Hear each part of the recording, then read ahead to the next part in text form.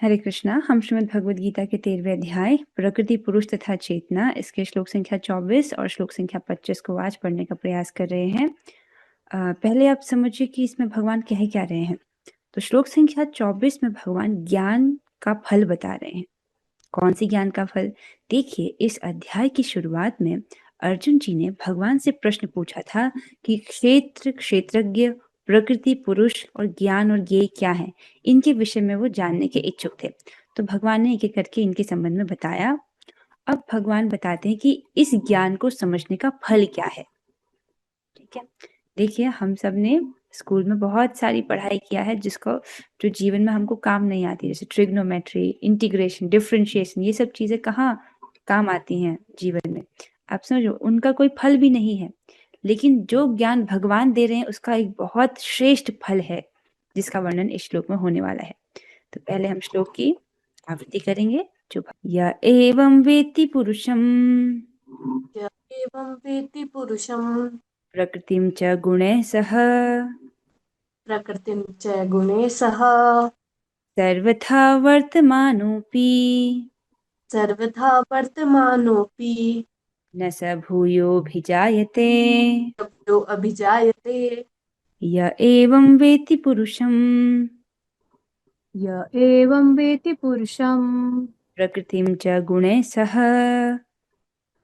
प्रकृतिं च गुणे सह सर्वथा वर्तमानोऽपि सर्वथा वर्तमानोऽपि न स भूयोऽभिजायते।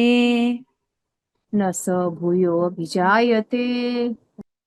श्री भगवान कहते हैं, जो व्यक्ति प्रकृति, जीव तथा प्रकृति के गुणों की अंतःक्रिया से संबंधित इस विचारधारा को समझ लेता है, उसे मुक्ति की प्राप्ति सुनिश्चित है।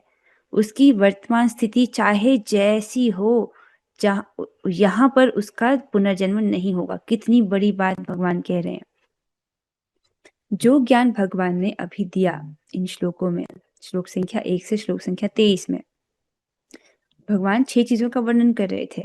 तो भगवान के ने जो इस विचारधारा को समझता है, किस प्रकार से, जिस प्रकार से भगवान ने समझाया उस प्रकार से, अपनी मनगढ़ंत व्याख्याओं के द्वारा नहीं।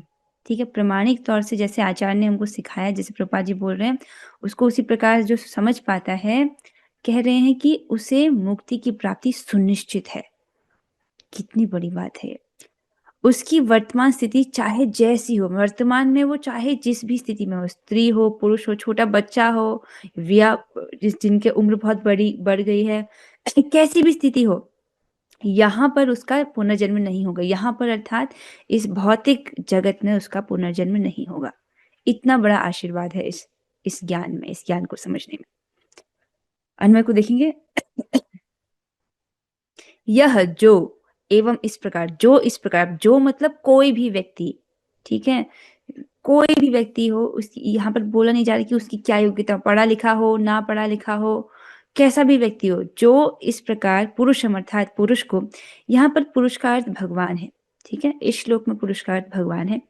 गुणैः सह अर्थात गुण आदि के साथ, जैसे आपने कल के श्लोक में भगवान के बारे में पढ़ा था कि वो भरता है, भोगता है, महेश्वर है और साक्षी है और अनुमति प्रदान करने वाले हैं। इस प्रकार से उनके बारे में आपने जाना था। इस प्रकार से जो गुण के साथ समझता है। प्रकृति अर्थात माया शक्ति को, माया शक्ति आप समझ रहे हो, यहाँ पर प्रकृति का अर्थ प्रकृति से, भौतिक प्रकृति से है। च और जीव शक्ति को अर्थात जो जीवात्मा है। तो जो व्यक्ति पुरुष को अर्थात परमात्मा, माया शक्ति को अर्थात भौतिक प्रकृति और जीव शक्ति अर्थात जीवात्मा, इन तीनों को वेत्ति अर्थात जानते हैं। सह वे लोग सर्वथा वर्तमान अपि जड़ जगत में अवस्थान करते हुए भी, तो समझ रहे, हो सकता है कि वो अभी भौतिक शरीर में हो और लगे कि वो भौतिक अवस्था में बद्ध है, लेकिन ऐसा होते हुए भी वह व्यक्ति मुक्ति के योग्य है, मतलब उसका दोबारा से पुनर्जन्म नहीं होगा। फिर क्या कहते हैं, भूय न अभिजायते, पुनः जन्म ग्रहण नहीं करते हैं। आप समझ रही इस ज्ञान पर कितना बड़ा आशीर्वाद है। इसको समझ लेने के बाद कौन नहीं, जिसको आप प्रेम करते हो, ये कौन नहीं चाहेगा कि वो व्यक्ति भी मुक्त हो जाए। ठीक है, तो इसलिए गीता का ज्ञान दूसरों को देना चाहिए, इससे बहुत बहुत लाभ होगा। तो क्या चीजें तीन समझने की हैं? जो परमात्मा को समझ रहा है, भौतिक प्रकृति को और जीव शक्ति अर्थात जीवात्मा को उनके गुण सहित समझ रहा है, उसका यद्यपि वो जड़ जगत में अवस्थान करे, चाहे किसी भी अवस्था में क्यों ना हो, उसका इस भौतिक जगत में जन्म नहीं होता है। अब प्रश्न आता है कि समझने का क्या अर्थ है? जो व्यक्ति इसको ठीक से समझ रहा है, उसका लक्षण यह है कि वो भगवान की सेवा के लिए तत्पर होता है। कैसे? इसको समझिए। इसी श्लोक में, क्षमा कीजिएगा, नंबरिंग गलत डली हुई है, ये है 13.19, श्लोक 13.19 है। इसी अध्याय के 19वें श्लोक में भगवान ने कहा है, इति क्षेत्रम तथा ज्ञानम ज्ञेयं चोक्तम समासतः मद्भक्त एतद् विज्ञान मद्भावायोपपद्यते। श्री भगवान बताते हैं, इस प्रकार मैंने कर्म क्षेत्र अर्थात शरीर, ज्ञान तथा ज्ञेय का संक्षेप में वर्णन किया है। इसे केवल मेरे भक्त ही पूरी तरह समझ सकते हैं और इस तरह मेरे स्वभाव को प्राप्त होते हैं। तो कौन इस ज्ञान को समझ सकता है जिसका वर्णन भगवान इस श्लोक में कह रहे हैं? अर्थात ये पुरुष परमात्मा को, भौतिक प्रकृति को, जीवात्मा को कौन ठीक से समझ सकता है? केवल भगवान के भक्त ही पूरी तरह समझ सकते हैं। अर्थात जो व्यक्ति समझ रहा है वो भगवान की भक्ति कर रहा है, जो भगवान की भक्ति नहीं कर रहा है वो नहीं समझा है। समझ आ रहा है इस बात को? तो समझना मतलब भगवान की सेवा करना, भगवान की भक्ति करना। ठीक है, सो सिंपल आसान भाषा में क्या है, जो वास्तव में समझ रहा है वह भगवान की सेवा करेगा और भगवान की सेवा करने से वह दोबारा इस भौतिक ब्रह्मांड में, इस भौतिक जगत में जन्म नहीं लेगा। आइए हम तात्पर्य की ओर चलते हैं। अनुवाद और तात्पर्य कृष्ण कृपा मूर्ति श्री श्रीमद एसी भक्ति वेदांत स्वामी श्री प्रभुपाद द्वारा। प्रभुपाद जी बताते हैं, प्रकृति, परमात्मा, आत्मा तथा इनके अंतर संबंध की स्पष्ट जानकारी हो जाने पर मनुष्य मुक्त होने का अधिकारी बनता है। अंतर संबंध आप समझ रहे हैं कि प्रकृति के क्या कार्य हैं, जीवात्मा के क्या कार्य हैं और परमात्मा के क्या कार्य हैं। इसको हम पढ़ते हुए आए हैं। भौतिक प्रकृति जो है वो कार्य और कारण की हेतु है, अर्थात जीवात्माओं के शरीर और इंद्रियों को बनाने वाली भौतिक प्रकृति है। जीवात्मा उनको नहीं बनाता है। जीवात्मा क्या करता है, वो अपने शरीर में होने वाले सुख दुख का अनुभव करने वाला है। भौतिक प्रकृति में अनुभव करने की शक्ति नहीं है। और परमात्मा के विषय में आपने क्या पढ़ा था, ये उपदृष्टा अनुमंता की तरह रहते हैं, एक साक्षी के रूप में जीवात्मा के हृदय में स्थित रहते हैं। और ये क्या है, भर्ता भोक्ता महेश्वर है, अर्थात जीवात्मा के पालक हैं और यही परम पुरुष हैं। इस प्रकार से हमने पिछले श्लोकों में पढ़ा, इसलिए अधिक व्याख्या नहीं कर रही जा रही। अब मैं समझ रही हूँ कि आपको वो समझ आ गया है। तो इस प्रकार से जो प्रकृति, परमात्मा, आत्मा तथा इसके अंतर संबंध की स्पष्ट जानकारी हो जाने पर मनुष्य मुक्त होने का अधिकारी बनता है। इतना बड़ा फल है इस ज्ञान को समझने का। ठीक है, व्यक्ति मुक्त होने का अधिकारी बन जाता है और वह इस भौतिक प्रकृति में लौटने के लिए बाध्य हुए बिना वैकुंठ वापस चले जाने का अधिकारी बन जाता है। कितना सुंदर है। तो वैकुंठ का अधिकारी कोई बनना चाहता है तो उसको ये 13वां अध्याय बड़े अच्छे से पढ़ना चाहिए। उसमें से भी अभी हम 24वें श्लोक में हैं, तो पहले के 23 श्लोकों को समझ लेने का इतना बड़ा फल है कि वो वैकुंठ जाने का अधिकारी बन जाता है। आप समझ रहे हैं? वैकुंठ जाना मतलब शाश्वत जीवन के लिए शाश्वत लाभ, करोड़ों करोड़ों साल तक वहीं रहना भगवान के पार्षद बनकर। और इस जगत में एक थोड़ी सी, जैसे कोई आईएएस बन जाता है तो पूरा जीवन भर थोड़ी उसका लाभ मिलता है, कुछ समय के लिए वो आईएएस बनता है, वो 40 साल, मैक्सिमम 50 साल। उसके लिए व्यक्ति कितना मेहनत करता है, कितनी पढ़ाई करता है, आप समझ रहे हो। लेकिन अगर कोई व्यक्ति ये 23 श्लोक समझ ले तो वैकुंठ जाने का अधिकारी बन जाता है, और जिसका लाभ अनंत समय के लिए है। तो बुद्धिमान व्यक्ति कौन है? जो गीता को ठीक से समझ रहा है, जो जो भगवान के इस अध्याय को ठीक से समझने की कोशिश कर रहा है। तो यह ज्ञान का फल है। तो इस प्रकार से भगवान ने ज्ञान का वर्णन किया। अब उस ज्ञान के फल का वर्णन यहाँ पर कर रहे हैं। ज्ञान यह समझने के लिए है कि दैव योग से जीव इस संसार में आ गिरा है। उसे प्रामाणिक व्यक्तियों, साधु पुरुषों तथा गुरु की संगति में निजी प्रयास द्वारा अपनी स्थिति समझनी है और तब जिस रूप में भगवान ने भगवत गीता कही है उसे समझकर आध्यात्मिक चेतना या कृष्ण भावनामृत को प्राप्त करना है। आप समझ रहे हैं? तो जीवात्मा की क्या रिस्पॉन्सिबिलिटी है कि वो साधु पुरुषों की संगति करे, गुरु की संगति करे, उनकी संगति में वो जो दिव्य ज्ञान है उसको समझने का प्रयास करे। और निजी प्रयास, ऐसा उस जीवात्मा का यत्न और आग्रह भी आवश्यक है। ठीक है, वो खुद से प्रयास करे और इस प्रकार से अपनी स्थिति को समझे। क्या स्थिति को समझे? जैसे भगवान ने पिछले श्लोक में बताया कि जीवात्मा को ये इस प्रकार के अधम और निकृष्ट, उत्तम और निकृष्ट योनियां किस प्रकार से मिलती हैं, किस आधार पर जीवात्मा को अलग अलग देह बदलने पड़ते हैं। तो व्यक्ति उस बात को समझे। ठीक है, जो व्यक्ति समझ रहा है कि इस जन्म में मैं अपने कार्यकलापों के द्वारा अपना अगला जन्म का निर्माण कर रहा हूँ, अपने अगले देह की तैयारी कर रहा हूँ, तो व्यक्ति अपने कार्यकलापों के प्रति सतर्क होगा कि नहीं होगा। ठीक है, जो व्यक्ति समझ रहा है कि मैं अपने कार्यकलापों के द्वारा गुणों का संपर्क कर रहा हूँ, सतोगुण रजोगुण तमोगुण, तो वो व्यक्ति क्या सोचेगा कि मेरे कार्यकलाप ऐसे होने चाहिए कि मैं गुणों का संपर्क ना करूं। वो कैसे संभव है? जब वो अपने कार्यकलापों के द्वारा भगवान की सेवा करे, इसके प्रति वो सचेत होगा। इस प्रकार से अपनी स्थिति को समझे कि मैं अभी बद्ध अवस्था में हूँ और अपने आप को इस भौतिक जगत से निकालने का वो प्रयास करे, गुणों के संपर्क से बचे। ठीक है, उसे समझकर आध्यात्मिक चेतना या कृष्ण भावनामृत को प्राप्त करना है। तो व्यक्ति समझता है अपनी स्थिति कि वो बद्ध है, फिर वो अपने क्रिया कार्यकलापों के द्वारा मनसा वाचा कर्मणा भगवान की सेवा करने के लिए तत्पर होता है। तभी तो आध्यात्मिक चेतना तक उठेगा। तब यह निश्चित है कि वह संसार में फिर कभी नहीं आ सकेगा। तो जब व्यक्ति अपनी स्थिति समझ रहा है, फिर उसके बाद वो भगवान की भक्ति में लगता है, और जब वो भगवान की भक्ति में लगता है तब उससे सुनिश्चित हो जाएगा कि वो फिर से इस संसार में नहीं आएगा। वह सच्चिदानंद में जीवन बिताने के लिए वैकुंठ लोक भेज दिया जाएगा। ये सुनने में कितना अच्छा लग रहा है, समझ रहे हैं? यद्यपि अभी व्यक्ति बद्ध अवस्था में है, मतलब हो अभी तो दिख यही रहा है ना कि अभी हम भौतिक शरीर में हैं। ठीक है, लेकिन इस बात को समझ रहा है जो व्यक्ति उसके अनुरूप अपना जीवन बिता रहा है, भगवान की सेवा कर रहा है, वह सच्चिदानंद में जीवन बिताने के लिए वैकुंठ लोक भेज दिया जाएगा। कितना सुंदर है। ठीक है, आशा है कि आपको ये श्लोक समझ आया होगा। अब प्रश्न बनता है कि इस ज्ञान को कैसे समझें, जो ज्ञान भगवान ने दिया इसको कैसे समझें। तो उसके लिए हम अगला श्लोक पढ़ेंगे। ध्यानेनात्मनि पश्यन्ति ध्यानेनात्मानि पश्यन्ति केचिदात्मानमात्मना केचिदात्मानमात्मना अन्ये सांख्येन योगेन अन्ये साङ्ख्येन योगेन कर्मयोगेन चापरे। कर्मयोगेन चापरे। हरे बहुत कृष्ण। सुंदर।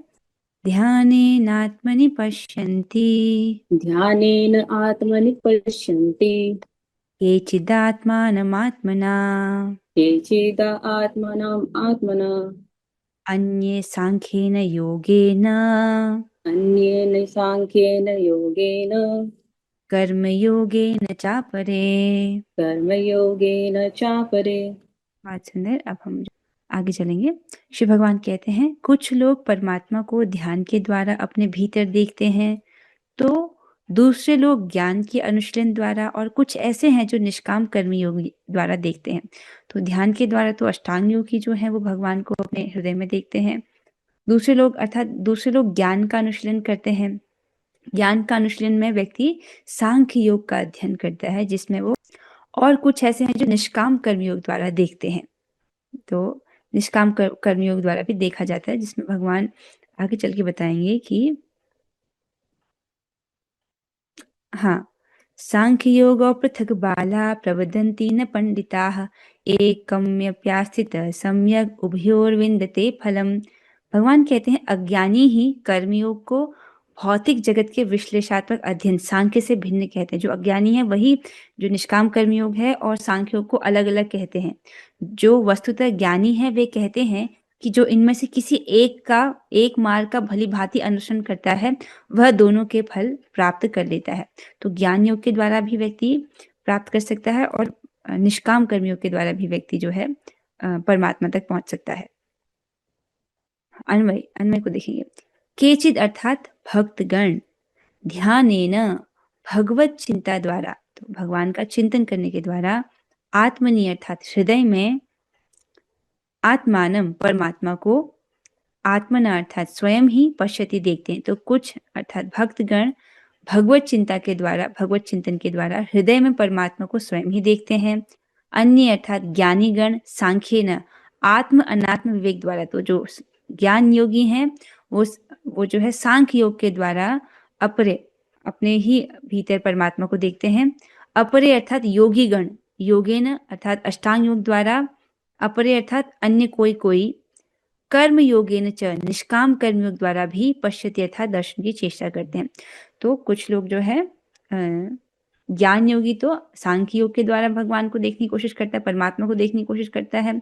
अष्टांग योगी जो है वो अष्टांग योग द्वारा देखने की कोशिश करता है, और कुछ लोग जो है निष्काम कर्म योग द्वारा भी देखने की चेष्टा करते हैं। ठीक है, तो यहाँ पर विधियां बताई जा रही है जिसके द्वारा ऐसा ज्ञान समझा जाए। ठीक है, कुछ लोग या तो कुछ भक्त हैं जो भगवान का चिंतन करते हैं, या सांख्य योग का मार्ग है, या अष्टांग योग का मार्ग है, या निष्काम कर्म योग का मार्ग है, इनके द्वारा इस ज्ञान को समझा जाता है। भगवान ऐसे बता रहे हैं। तात्पर्य की ओर चलेंगे। प्रभुपाद जी बहुत सुंदर तात्पर्य देते हैं इसका। वे कहते हैं भगवान अर्जुन को बताते हैं कि जहां तक मनुष्य द्वारा आत्म साक्षात्कार की खोज का प्रश्न है, बद्ध जीवों की दो श्रेणियां हैं। ठीक है, तो दो श्रेणियां हैं बद्ध जीवों की। क्या है वो श्रेणियां? जो लोग नास्तिक, अज्ञेयवादी तथा संशयवादी हैं। वो भी ये किस लिए बताया जा रहा है कि जो लोग आत्म साक्षात्कार की खोज कर रहे हैं, उन मनुष्यों की बात हो रही है। ठीक है, तो मनुष्यों की, जो मनुष्य में बद्ध जीव तो कुत्ता भी है, उसकी बात नहीं हो रही है, मनुष्यों की बात हो रही है। उसमें भी दो श्रेणियां हैं। पहली श्रेणी क्या है? जो लोग नास्तिक हैं। नास्तिक अर्थात जिसको शास्त्र में विश्वास नहीं, जो वेद में विश्वास नहीं रखता। नास्तिक का ये अर्थ नहीं होता कि वो भगवान को नहीं मानता, इसका अर्थ होता है कि वो शास्त्र को नहीं मानता है। तो शास्त्री तो बताता है हमको भगवान के बारे में। अज्ञेयवादी क्या होता है? जो यह मानता है कि ईश्वर के अस्तित्व को प्रमाणित नहीं किया जा सकता, उसको अज्ञेयवादी कहते हैं। और संशयवादी क्या है? जो हमेशा संशय करता रहता है, उसको श्रद्धा नहीं हो पाती है शास्त्रों में। और जिसको श्रद्धा नहीं हो पाती है शास्त्र में, उसके लिए भगवान पता है क्या कहते हैं?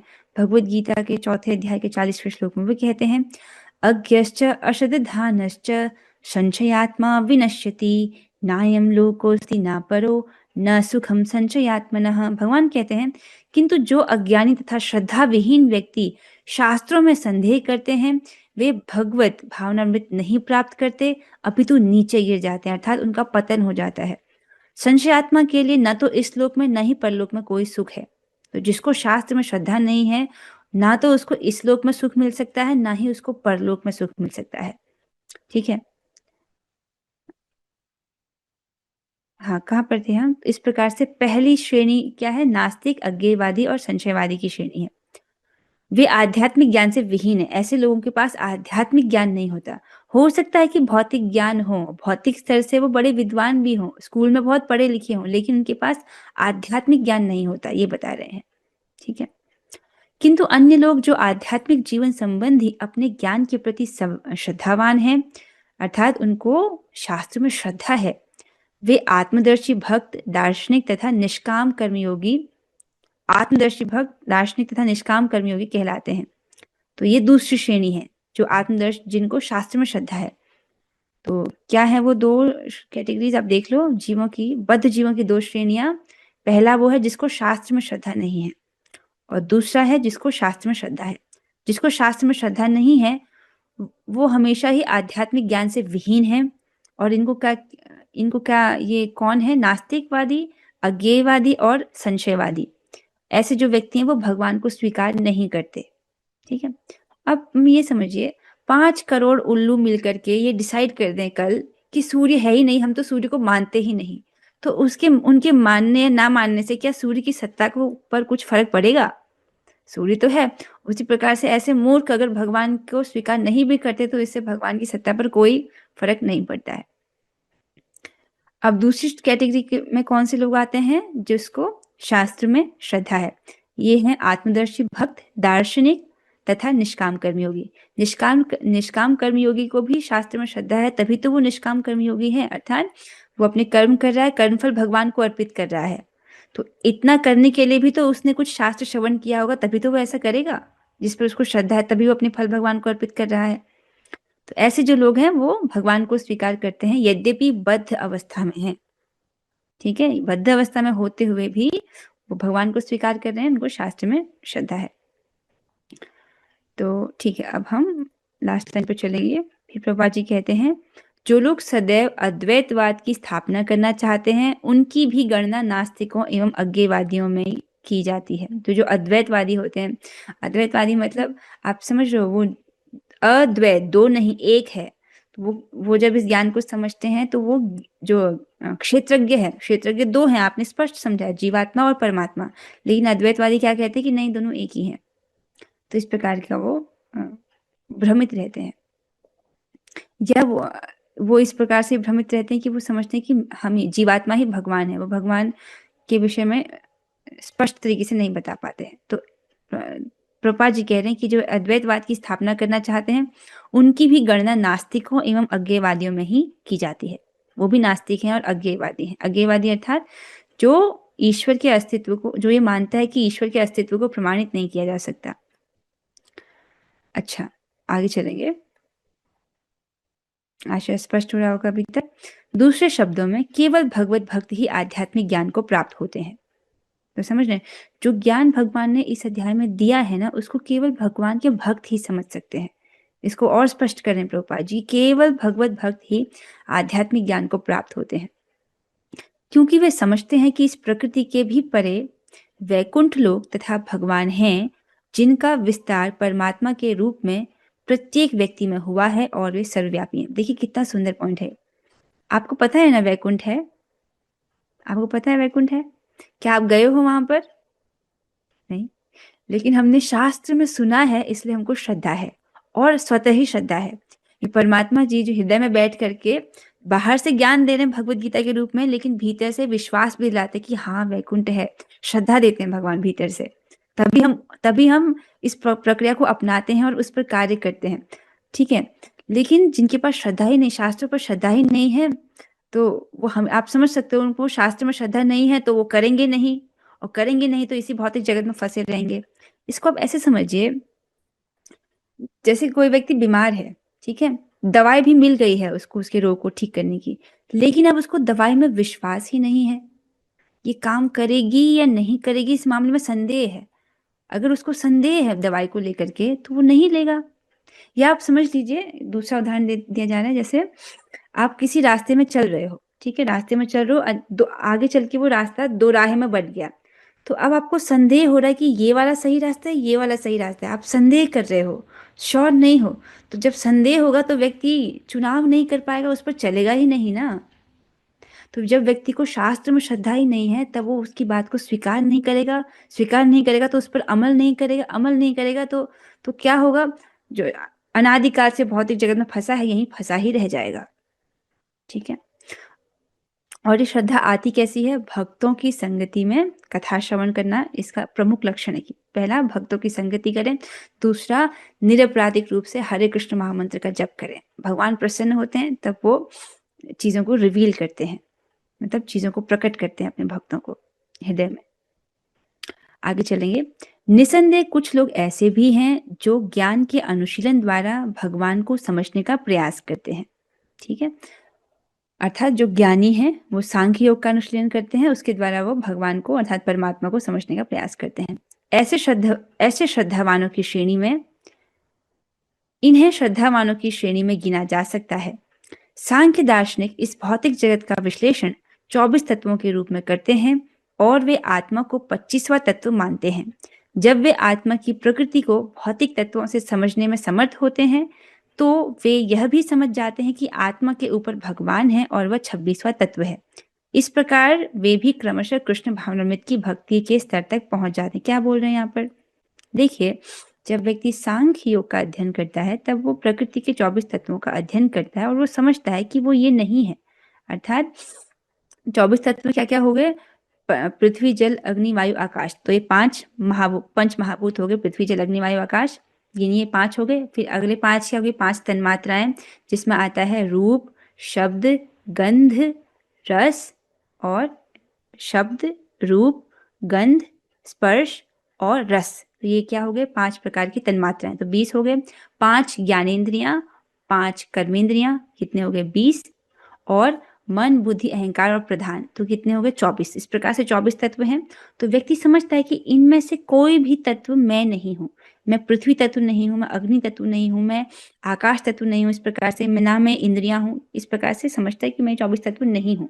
तो वो 25वें तत्व पर पहुंचता है, जो कि आत्मा है।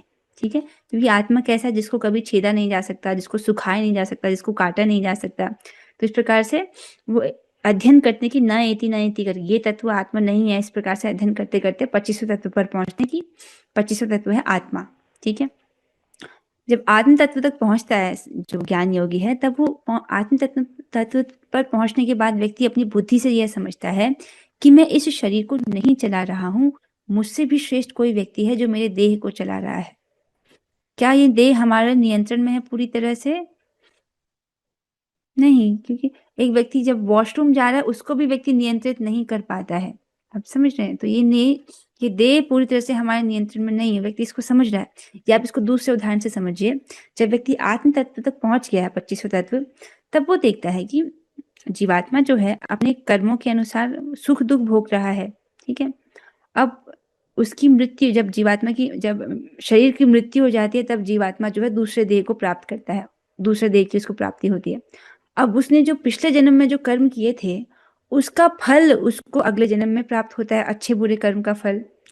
तो जब जीवात्मा को तो अपने पिछले कर्म याद ही नहीं है, पिछले जन्म के कर्म, लेकिन वो अपने उस कर्मों के आधार पर सुख और दुख तो भोग रहा है। तो ये कौन व्यक्ति है जो उसको इस कर्मों का लेखा जोखा, कर्मों के अनुसार उसको सुख और दुख भुगवा रहा है? कि कौन व्यक्ति है जो देख रहा है कि आत्मा ने पिछले जन्म में ये सब कर्म किए थे अच्छे बुरे, अब उसको उसके बदले में ये फल भोगने चाहिए। तो कोई तो व्यक्ति है जो आत्मा से भी श्रेष्ठ है, जो इस प्रकार से जीवात्मा के कार्यों का साक्षी है।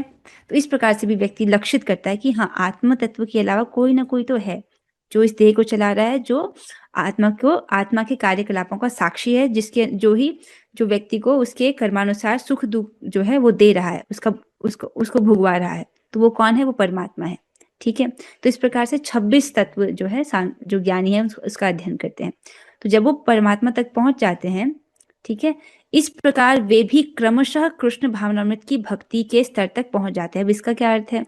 अब इसको देखिए, उदाहरण से समझिए। एक ज्ञान योगी, जैसे आप पेड़ को देख रहे हैं, तो ज्ञानी व्यक्ति समझ रहा है कि पेड़ ऐसे ही नहीं खड़ा है, इसकी जड़ है, और वो जड़ को ढूंढने का प्रयास करता है। मतलब वो समझ रहा है कि मैं शरीर नहीं हूँ, आत्मा हूँ। इस प्रकार से सारे तत्वों का अध्ययन करते हुए इसको समझने की कोशिश कर रहा है कि मैं कहाँ हूँ, मैं कौन हूँ। इस प्रकार से सभी तत्वों को पढ़ने की कोशिश कर रहा है। तो जब वो जड़ तक पहुंचता है, इस प्रकार से 24 तत्वों का अध्ययन, आत्मा परमात्मा, जड़ क्या है? परमात्मा। तो वो परमात्मा तक पहुंचता है, उसके बाद वो उनकी सेवा करना शुरू करता है। ठीक है, पहले पूरा अध्ययन करके फिर परमात्मा तक पहुंचता है, फिर उसकी सेवा करना शुरू करता है। लेकिन जो भक्त है वो बहुत बुद्धिमान है। भक्त क्या करते हैं? वो आध्यात्मिक गुरु से आध्यात्मिक ज्ञान का श्रवण करते हैं और फिर भगवान की सेवा में लग जाते हैं। उदाहरण कितना सुंदर दिया गया, देखिए।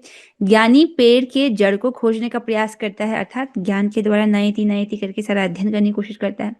लेकिन भक्त आध्यात्मिक गुरु से आध्यात्मिक ज्ञान का श्रवण कर जड़ में पानी देता है। भक्त को पता चल जाता है कि भगवान है और हमको उनकी सेवा करनी चाहिए, इसलिए वो सीधे ही भगवान की सेवा करने लगता है। तो इन दोनों में से अधिक बुद्धिमान कौन है? जो केवल श्रवण करके जिसने स्वीकार कर लिया और भगवान की सेवा में लग गया, वो अधिक बुद्धिमान है कि नहीं? उसने अपना बहुत सारा समय बचा लिया है। ठीक है, भगवान इसको कहते हैं कि 7.19 में कहते हैं, बहुनाम जन्म नामन्ते ज्ञानवान माम प्रपद्यते वासुदेव सर्वमिति स महात्मा सुदुर्लभ। अनेक जन्म जन्मांतर के बाद जिसे सचमुच ज्ञान होता है, जो इस प्रकार के ज्ञान के अनुशीलन में लगे हुए हैं, ये गारंटी नहीं कि उनको एक ही जन्म में सिद्धि मिल जाएगी। बहुत सारे जन्म लग जाते हैं ज्ञान के मार्ग में। तो ज्ञान का मार्ग कोई अपनाना चाहता है, अर्थात सांख्य योग का मार्ग अपनाना चाहता है, तो उसमें बहुत जन्म लग जाते हैं, बड़ा स्लो प्रोसेस है। तो प्रभुपाद जी, तो भगवान कह रहे हैं कि अनेक जन्म जन्मांतर के बाद जिसको सचमुच ज्ञान होता है, वह मुझको समस्त कारणों का कारण जानकर मेरी शरण में आता है। ऐसा महात्मा अत्यंत दुर्लभ होता है। और शरण में आने का मतलब भगवान की सेवा करना। जो भक्ति के अनुकूल है उसको करना, जो भक्ति के प्रतिकूल है उसको त्याग देना। अर्थात भक्ति के अनुकूल क्या है? भगवान की सेवा करना। ठीक है, तो अनेक जन्मों के बाद ज्ञानी इस निष्कर्ष पर पहुंचता है कि भगवान की सेवा करनी चाहिए।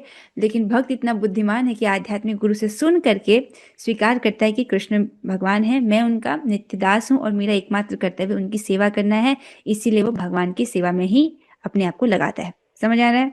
ठीक है, तो इसलिए बोल रहे हैं कि इस प्रकार से जो ज्ञानी है वो क्रमशः धीरे धीरे कृष्ण भावनामृत की भक्ति के स्तर तक पहुंच जाते हैं। मतलब समय लगता है, लेकिन एक ना एक बार वो एक न किसी न जन्म में पहुंच जाते हैं। ठीक है, थोड़ा सा और इसको पढ़ लेते हैं। जो लोग निष्काम भाव से कर्म उनकी भी जो लोग निष्काम भाव से कर्म करते हैं उनकी भी मनोवृत्ति सही होती है। उन्हें कृष्ण भावनामृत की भक्ति के पद तक बढ़ने का अवसर दिया जाता है। आप समझ रहे हैं इस चीज को? हमने अध्याय 12 में भगवान 4 इंस्ट्रक्शन देते हैं। पहला क्या है कि तुम अपनी मन बुद्धि को मुझ में लगाओ। यदि तुम ऐसा नहीं कर सकते तो भक्ति योग के विधि विधान का पालन करो। यदि तुमसे ये भी नहीं होता तो मेरे कर्म करो, और अगर तुम मेरे लिए कर्म भी नहीं कर सकते तब तुम अपने कर्म फल का त्याग करो, अर्थात निष्काम कर्म योग करो। बोला ना भगवान ने? तो इस प्रकार से निष्काम कर्मयोग कर रहा है तो भी उसकी क्रमशः फिर प्रगति हो रही है। निष्काम कर्मयोग कर रहा है, फिर भगवान के लिए कर्म कर पाएगा, फिर वो भगवान की भक्ति में आ पाएगा। इस प्रकार से भगवान उसके लिए कुछ व्यवस्था करेंगे ताकि उसकी वहां से क्रमशः कृष्ण भावनामृत में प्रगति हो। ठीक है, और वे ध्यान द्वारा परमात्मा को खोजने का प्रयत्न करते हैं, और जब वे परमात्मा को अपने अंदर खोज लेते हैं तो वे दिव्य पद को प्राप्त होते हैं। इसी प्रकार अन्य लोग हैं जो ज्ञान के अनुशीलन द्वारा परमात्मा को जानने का प्रयास करते हैं। कुछ ऐसे भी हैं जो हठ योग द्वारा अपने बालकों जैसे क्रियाकलापों द्वारा भगवान को प्रसन्न करने का प्रयास करते हैं। तो अपने निष्काम कर्मयोग का समझा, अपने ज्ञान योग का समझा, और किसका है? हठ योग। हठ योग अर्थात अष्टांग योग के द्वारा भी कोई जो है भगवान को समझने का प्रयास करते हैं। और उनको कैसे बोल रहे हैं प्रभुपाद जी? अपने बालकों जैसे क्रियाकलापों द्वारा, अर्थात बालकों जैसे क्रियाकलाप समझ लो। जो व्यक्ति अधिक बुद्धिमान नहीं है और वो भगवान को प्रसन्न करने का प्रयास कर रहा है, बालकों जैसे कार्यकलापों के द्वारा जंगल में जा करके ध्यान लगा करके विषयों से अपने इंद्रियों को खींच करके इस प्रकार से वो भगवान को प्रसन्न करने का प्रयास करे, तो ये भी अष्टांग योग भी एक तरीका है जिसके द्वारा व्यक्ति परमात्मा का दर्शन कर सकता है। तो ये सब वर्णन भगवान यहाँ पर बता रहे हैं कि किन विधियों से इस ज्ञान को समझा जाता है। इसके साथ ये आज पर हो रही चर्चा यहाँ पर, इसके साथ ये तात्पर्य यहाँ पर समाप्त हो रहा है। आशा आपको समझ आया होगा कि जो इस ज्ञान को वास्तविकता में समझ रहा है वो क्या करेगा? वो भगवान की सेवा करेगा। ठीक है, और भगवान की सेवा करेगा तो ऑब्वियसली वो इस भौतिक जगत के बंधन से मुक्त हो जाएगा और वो भगवान के धाम जाने का अधिकारी बन जाएगा। ठीक है, इसके साथ आज हुई चर्चा को हम यहीं पर विश्राम देते हैं। आज जो हमने पढ़ा उसमें से किसी भक्त को कुछ ना समझ आया हो तो आप पूछ सकते हैं। अरे वाह, सब इंटेलिजेंट है, सबको सारी बात समझ आ गई। This is nice. ओके, तब हम जो है 3 बार हरे कृष्ण महामंत्र करेंगे। एक नए भक्त जुड़े हैं हमसे, मनीषा माता जी। जो नए भक्त जुड़ते हैं उनसे निवेदन है कि एक बार तो कैमरा ऑन किया करो ताकि मुझे पता चले कि कौन नए भक्त आए हैं क्लास में। ओके, अच्छा ठीक है, जो प्रश्न पूछ रहे हैं आपसे निवेदन है कृपा करके कैमरा ऑन कीजिएगा ताकि मुझे समझ आए आपका चेहरा देख करके कि प्रश्न का उत्तर समझ आ रहा है कि नहीं आ रहा है। ठीक है, ओके। 2 भक्त पूछना चाहते हैं लेकिन अच्छा, जिनका पहले हम कांता माता जी को अवसर देते हैं। आपका कैमरा ऑन है जी माता जी, बताइए। अनम्यूट कीजिए माता जी।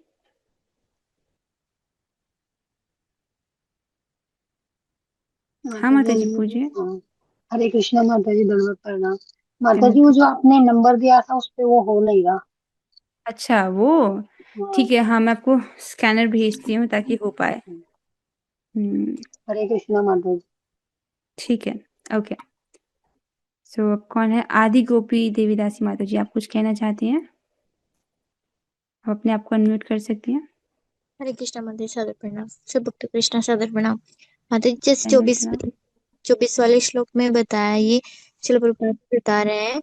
तो मतलब जैसे ये शास्त्र ये नीचे दिया है, फिर नास्तिक लोगों के बारे में जो ये कहते हैं कि तुम वैकुंठ गए हैं क्या, या तुम स्वर्गलोक गए हैं क्या, तो उनको कहते हैं कि आप गीता में पढ़ो ना, समझो ना। तो वो कहते हैं है कहाँ ये चीजें, तुम जाके आए हो।